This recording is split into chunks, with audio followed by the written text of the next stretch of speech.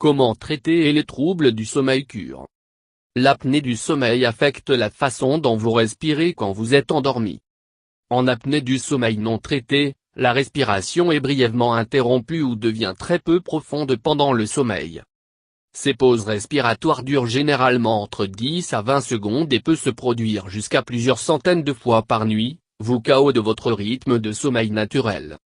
En conséquence, vous passez plus de temps dans le sommeil léger et moins de temps dans le sommeil profond et réparateur dont vous avez besoin d'être énergique, mentalement forte et productive le lendemain.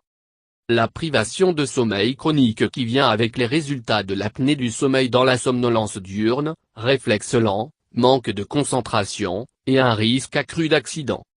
L'apnée du sommeil peut aussi conduire à de graves problèmes de santé au fil du temps, y compris le diabète, l'hypertension artérielle, les maladies cardiaques, accidents vasculaires cérébraux, et le gain de poids. Mais avec le traitement, vous pouvez contrôler les symptômes, obtenir votre sommeil sur la bonne voie, et commencer à profiter d'être rafraîchi et alerté tous les jours.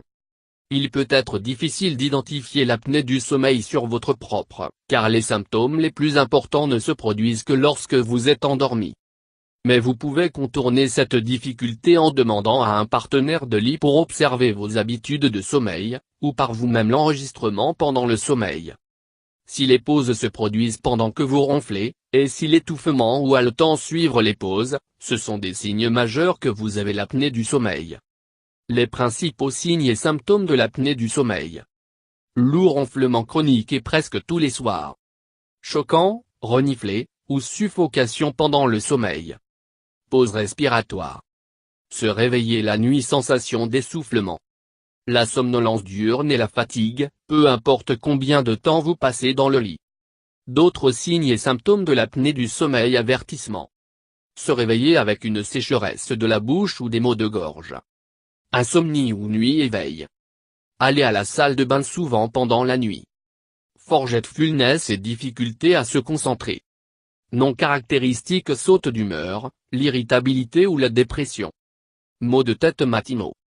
Sommeil agité ou agité. Impuissance. Signes et symptômes de l'apnée du sommeil chez les enfants. Alors que l'apnée obstructive du sommeil peut être fréquente chez les enfants, il n'est pas toujours facile à reconnaître. En plus de ronflements continus, les enfants souffrant d'apnée du sommeil peuvent adopter des positions de sommeil étranges et souffrent d'énurésie, la transpiration excessive la nuit, ou les terreurs nocturnes. Si vous pensez que votre enfant peut avoir l'apnée du sommeil, consultez un pédiatre spécialisé dans les troubles du sommeil. Une fois que l'apnée obstructive du sommeil est diagnostiquée, la chirurgie pour enlever les amygdales ou des végétations adénoïdes de l'enfant corrige généralement le problème. Parce que l'obésité est un facteur prédictif majeur pour OSA, la réduction du poids réduit le risque d'OSA.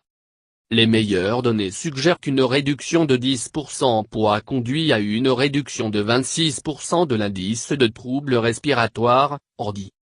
Avantages de la réduction de poids chez les patients avec SDB sont les suivantes. Diminution de l'ARDI. Abaisser la pression artérielle. Amélioration de la fonction pulmonaire et des valeurs de gaz du sang artériel. La structure du sommeil améliorée et le ronflement. Possible réduction de la pression CPAP optimale requise. Le gain de poids est l'un des déterminants les plus importants de rechute de l'OSA après traitement chirurgical. Bien que la réalisation et le maintien de la réduction de poids sont difficiles, les résultats sont extrêmement bénéfiques lorsque les patients peuvent le faire. L'approche de traitement pour SDB n'est pas complète si la réduction de poids ne traite pas de patients qui sont obèses. Mesures mécaniques comprennent une pression positive avec un CPAP ou une pression positive, BiPAP, dispositif à 2 niveaux et appareil buccal, OA, thérapie. CPAP est l'option de traitement standard pour OSA et généralement peut inverser cette condition rapidement avec le titrage approprié de dispositifs. AO sont indiqués pour les patients souffrant d'AO légère à modérée qui préfèrent les appareils oraux à des appareils de PPC. Patients souffrant d'AO légère à modérée qui ne répondent pas à la thérapie CPAP. Les patients atteints de légère à modérée OSA dans lequel les tentatives de traitement avec des appareils de PPC échouent. Il ne devrait pas être considéré comme une thérapie efficace pour les patients atteints d'apnée grave. Le traitement pharmacologique ne fait pas partie du traitement primaire. Aucune thérapie médicamenteuse cliniquement utile est actuellement disponible, sauf dans certains cas de somnolence excessive restant après le traitement apparemment réussi. À partir de la moins invasive et efficace pour la plus invasive et efficace, les traitements peuvent être résumés comme suit. Tous les patients devraient être offerts thérapie CPAP nasale premier. Chez les patients souffrant d'apnée obstructive du sommeil légère à sévère qui refusent ou de rejeter la thérapie CPAP nasale, la thérapie BiPAP doit être jugée suivant. Si ce traitement échoue ou est rejeté, la thérapie OA doit être envisagée. AO peut être considéré comme un traitement de première intention pour les patients souffrant d'AO légère, surtout si elles ne sont pas disposées à essayer la thérapie CPAP nasale. Toutes les interventions visant à améliorer la tolérance de la thérapie CPAP devraient être tentées avant de décider que le traitement a échoué chez un patient particulier. Les patients chez lesquels un traitement médical non invasif, par exemple, CPAP, BiPAP, OA, échoue devraient offrir des options chirurgicales.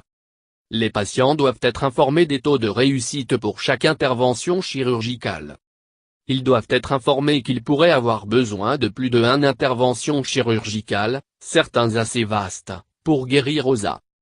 Se référer les patients que pour les centres qui ont un personnel expérimenté dans ces techniques chirurgicales spéciales. Améliorer l'observance du traitement est important pour la prise en charge des patients OSA. Considérant que l'adhésion chez les patients aux actes est comparable à celui des patients qui prennent des médicaments tels que les statines, un organisme de recherche sur l'adhésion semble avoir été largement ignoré et doit être intégré dans la pratique clinique de la médecine du sommeil. Des études montrant comment améliorer l'adhérence CPAP existent aussi bien et devraient être intégrées dans un programme de CPAP norme de suivi pour améliorer l'adhérence. La même chose pourrait être dite pour le traitement OA dans la mesure où certaines des méthodes et l'évaluation sont communs aux deux traitements. Contrairement à CPAP BiPAP l'observance du traitement OA est pas objectivement mesurée. Par conséquent, les études comparant l'adhérence entre l'arthrose et de la thérapie CPAP BiPAP ne peuvent pas être considérées avec confiance dans le résultat. Comme quand CPAP BiPAP ne dispose pas de données objectives d'adhérence, OA observance du traitement est probablement plus faible que les valeurs publiées qui se sont appuyées sur le patient ou le praticien d'auto-évaluation. Troubles respiratoires liés continuum de SLEP. Le concept du continuum trouble de la respiration lié au sommeil, SRBD, voire physiopathologie, suggère que le traitement de l'OSA optimal doit corriger OSA, le syndrome de résistance des voies aériennes supérieures, UAR, et le ronflement. Si elle ne supprime pas tous les trois problèmes, les symptômes et le processus physiopathologique qui était évident au début de réapparition des maladies.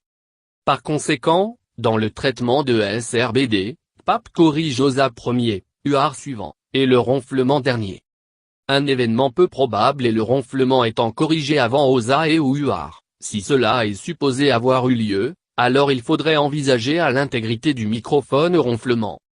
Examiner si le ronflement a été correctement interprété le PSG lors d'une titration de CPAP.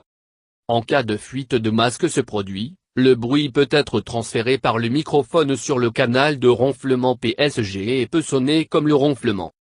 On peut déterminer la différence entre le ronflement et une fuite de masque CPAP parce que le ronflement se produit au point d'inspiration de pointe et le début de l'expiration, masque fuite se produit pendant l'expiration.